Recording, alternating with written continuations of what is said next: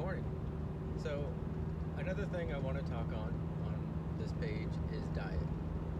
I'm going to do a lot of catering and post food and recipes out there, and then talk about garden.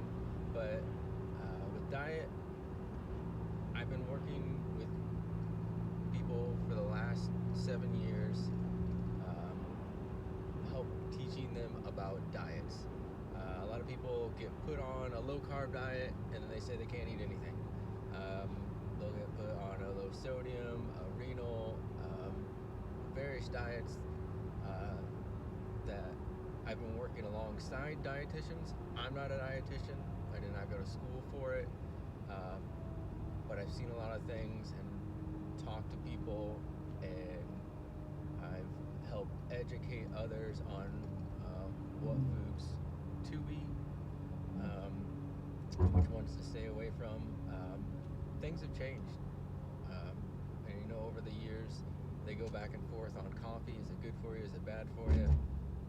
And all kinds of different things. But in general, everything in moderation seems to be key. And depending on what your goals are, if it's just weight loss, I've seen low carb do great initially, and then people plateau. After 3 or 4 months, they lose that like 20, 30 pounds, that rush of like weight, and then they get discouraged because they're slowly losing weight or just maintaining. And it is a hard diet. Um, you don't get those sweets. You got to stay away from a lot of the fruits. Um,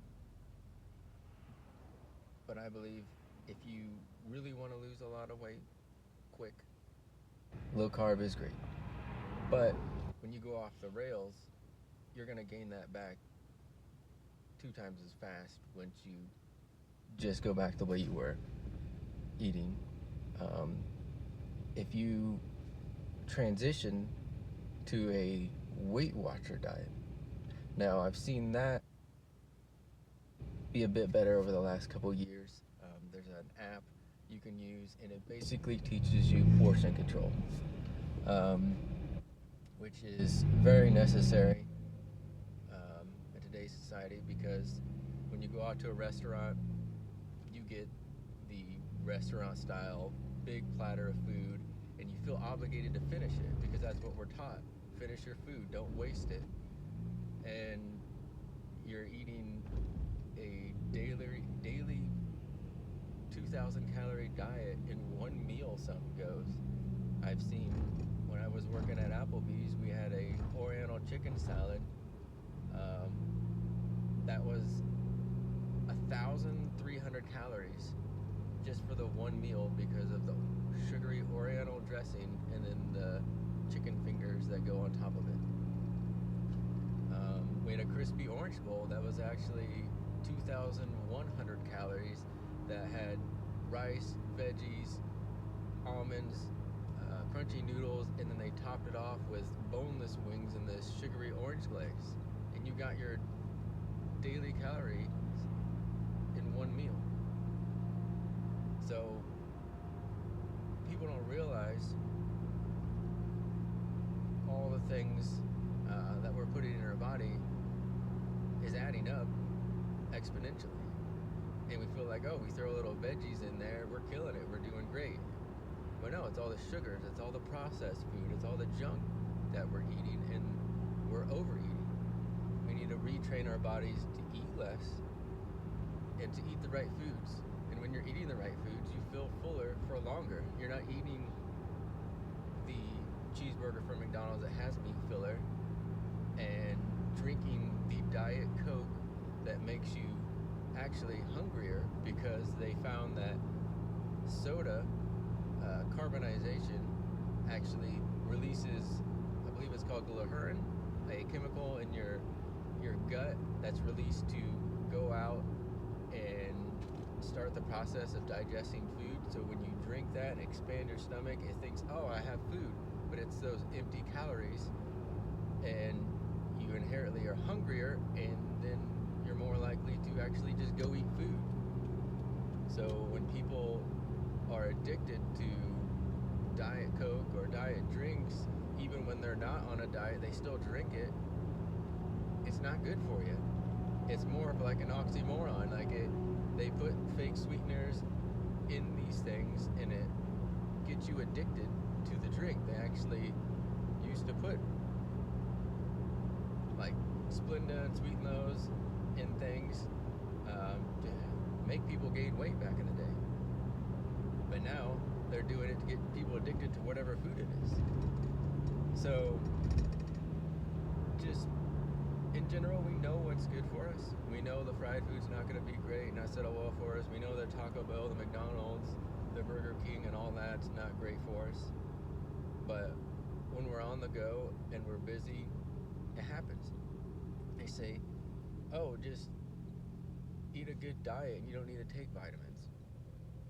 Well, I know a lot of us during sports, our dinner is a pulled pork sandwich, pulled pork nacho, McDonald's, any of that stuff. We're on the go. We can't take care of ourselves because we're constantly on the go. And so we're not getting the right nutrition that we need.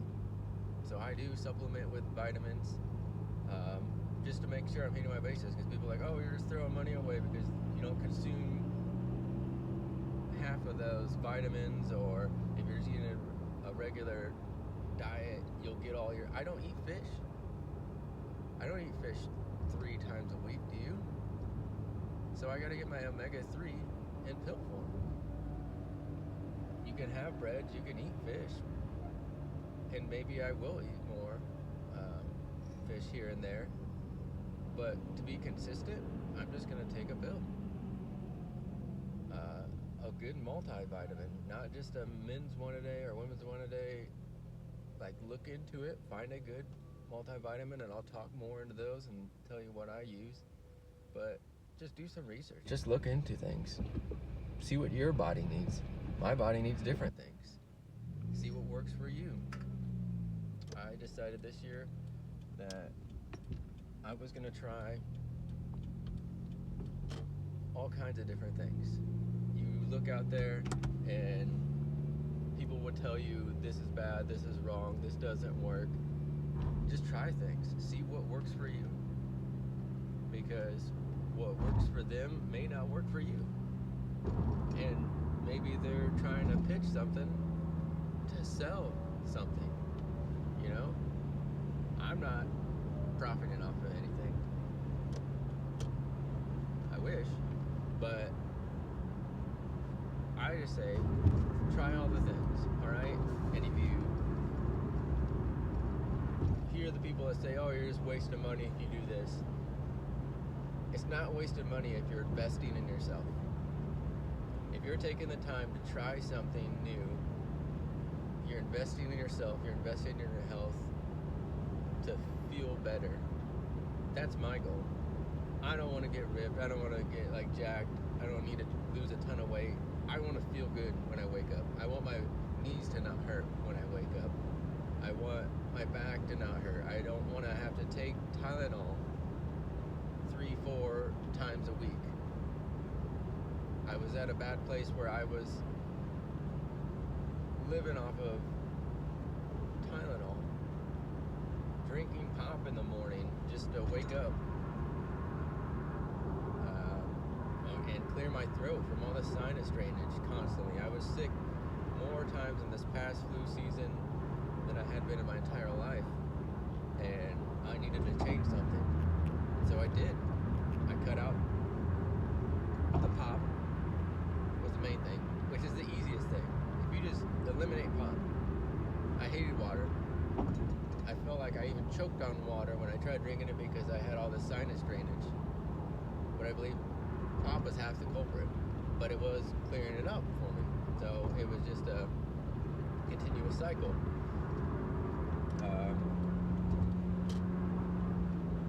Cutting out the pop, adding more water, adding electrolytes, because if you're not getting enough sodium, ironically, you're not retaining the water. You need at least a bottle of electrolytes in the morning is what I do. Maybe some people need more. Maybe I've looked to see what like the regimented amount is, but it's different for everyone. So I just go down some electrolytes. Gatorade Zero is easiest, but there's other cleaner electrolytes out there that you can pour into some water. And cutting out the fast food. Those are simple things we can do. And when you're out and about and you're like, oh man, like I just gotta grab it. Like if you're 20, 30 minutes away from home, you could wait. You could get home and make a sandwich, make something little, eat some actual raw vegetables, some fruit. I mean, we don't always have time, but eating something a little bit better. Even if you go home and you don't have fruit, you have canned fruit, or you eat like a deli sandwich and then you have like a bag of chips, okay, at least you're eating something a little bit healthier with veggies on it, and try to stay away from at least some of the processed food. I have noticed such a big difference when I wake up in the mornings that my knees don't hurt. That was my big issue. I had to pull myself out of bed. I could not get out of bed in the morning. But pop bogged me down, and I've talked to different people, and they said, yeah, pop causes inflammation in your joints. That's what causes your knees and things to ache. My shoulder was constantly aching. And it also causes a vitamin deficiency because there's something with pop that makes it to where you're not absorbing as many vitamins when you eat them, even when you're trying to do better. So that inherently, like, people don't get enough calcium, their bones are more brittle, and that's why they say they see a lot of athletes and people that have those bad broken bones because they were big pop drinkers. So just stay away from it if you can. And once you cut things out and then you realize what they did to you, you look at them different. You don't miss them, because if you go back to Taco Bell after not having it for 3 months, and then you feel that bloated feeling after you eat McDonald's, Taco Bell, then you realize, oh, this is what's doing it to me. You don't miss it because you realize it's bad for you.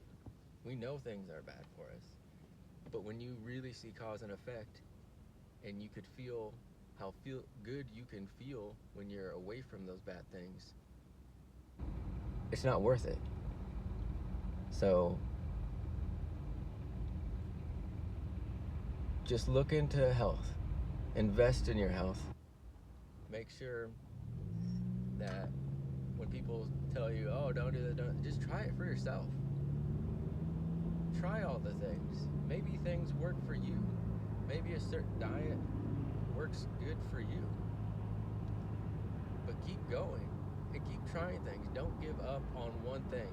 Don't get discouraged because you get knocked down a peg and you're not losing weight, you're not seeing results.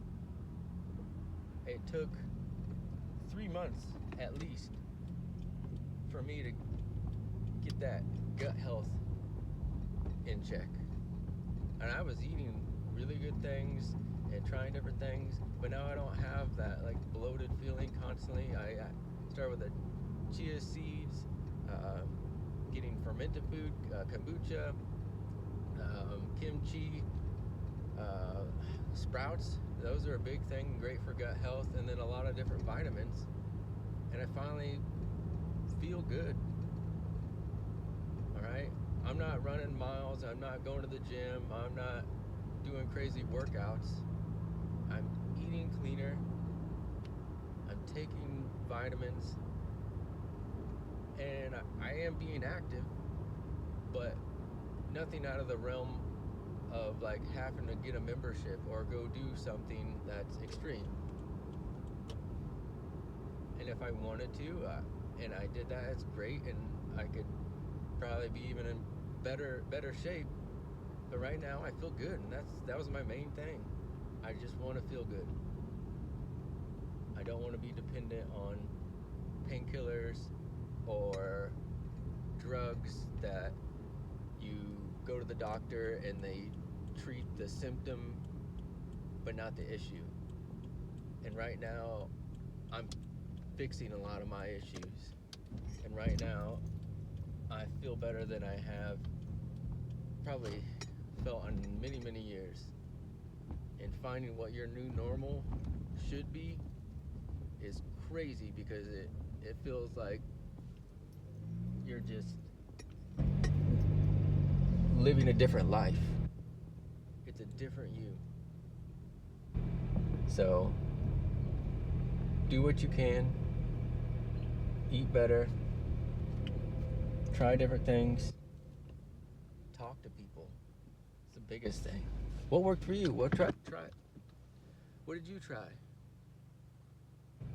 Those are the biggest things that I've got the greatest knowledge from firsthand people trying things, not just reading it on the internet from people that have agendas, or even like talking to certain medical people. Like, I've talked to different medical people to see, and certain things that they've been taught is a generalization, and it's not an individual case. So different things could work for you that didn't work for the general population. So try all the things, report back, talk to people, document, have a food diary, see what foods are causing you issues, cut them out, feel good, and just enjoy life. All right, get back to being excited, glass half full, optimist. Do the things that make you happy, cut out the things that don't, and just be present and keep learning. All right, and I'll be back with some more things, but for now, I'll see you and have a good one.